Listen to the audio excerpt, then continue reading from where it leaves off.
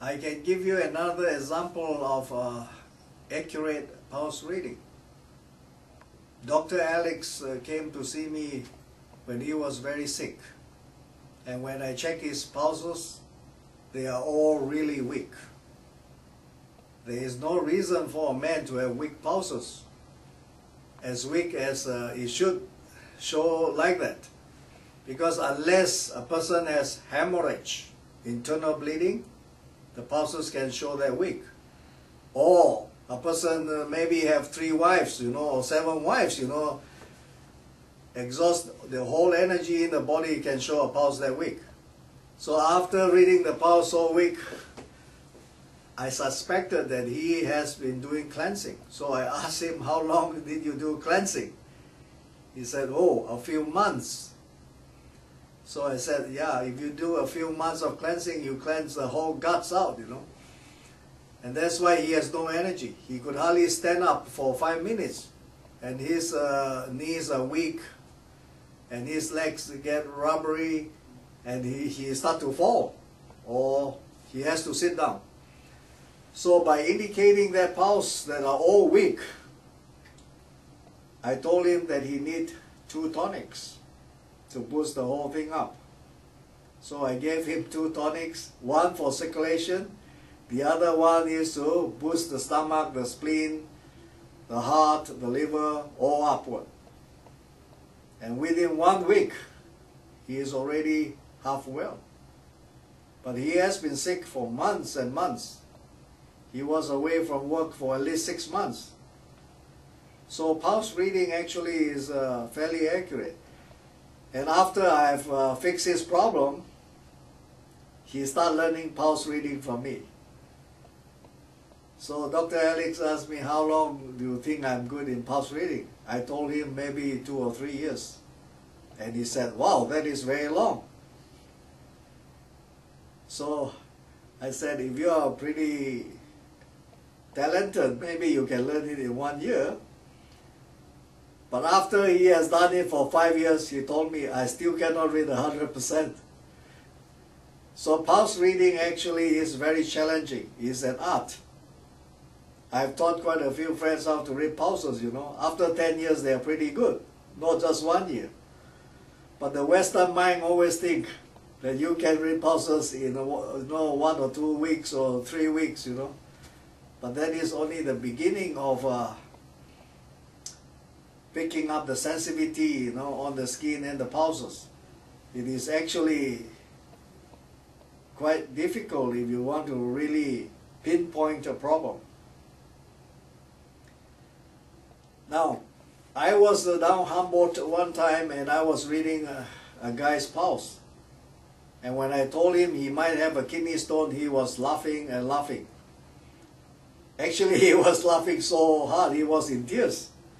Because at that time, he felt nothing. And he didn't believe in pulse reading. And 1 week later, a piece of stone broke from the kidney stone and got stuck in the urinary tract. And he was in pain, and there was blood in the urine.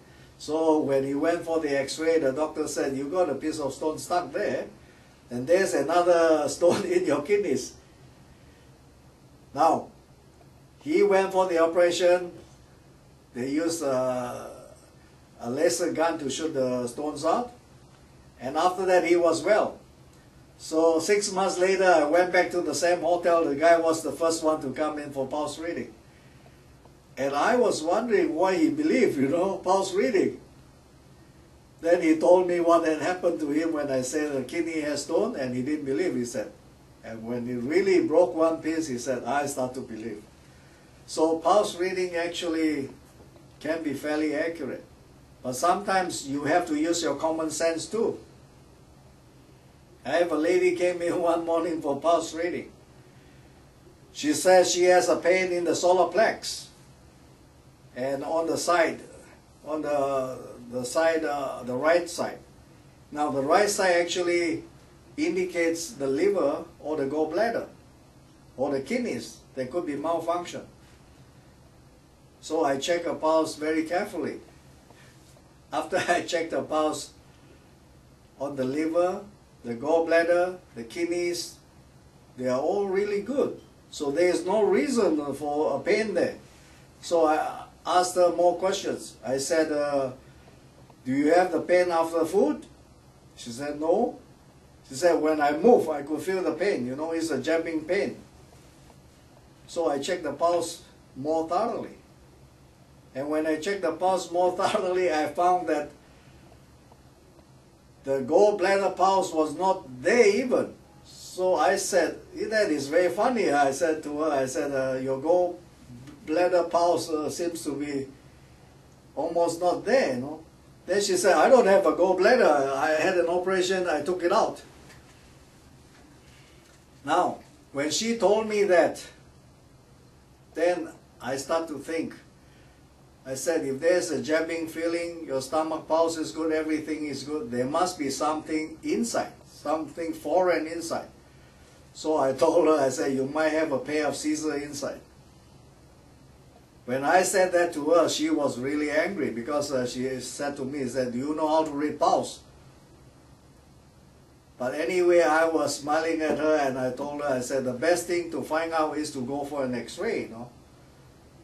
And I told her to go down the street.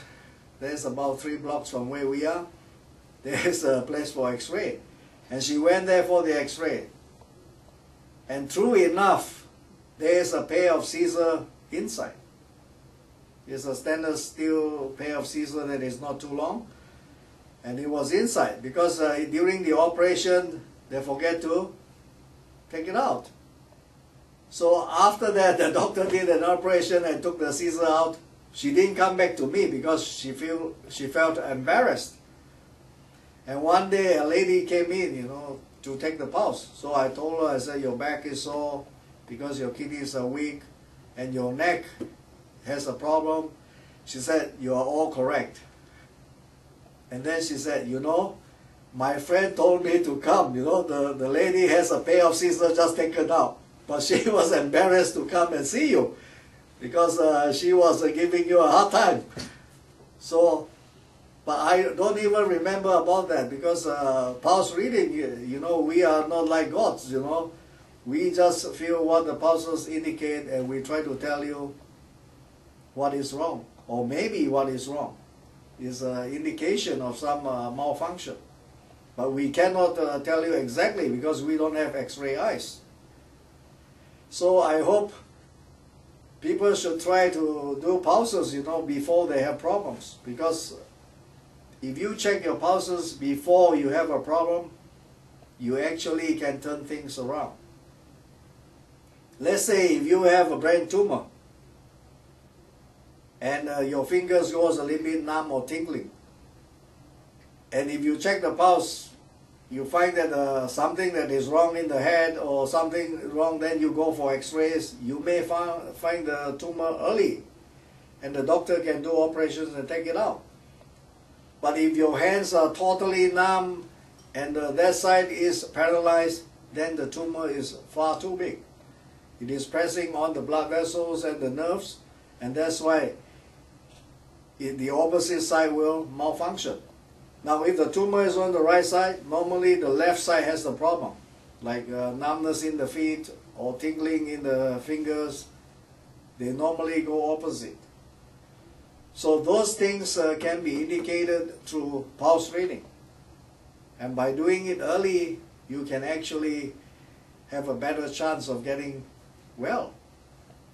So I hope everybody enjoy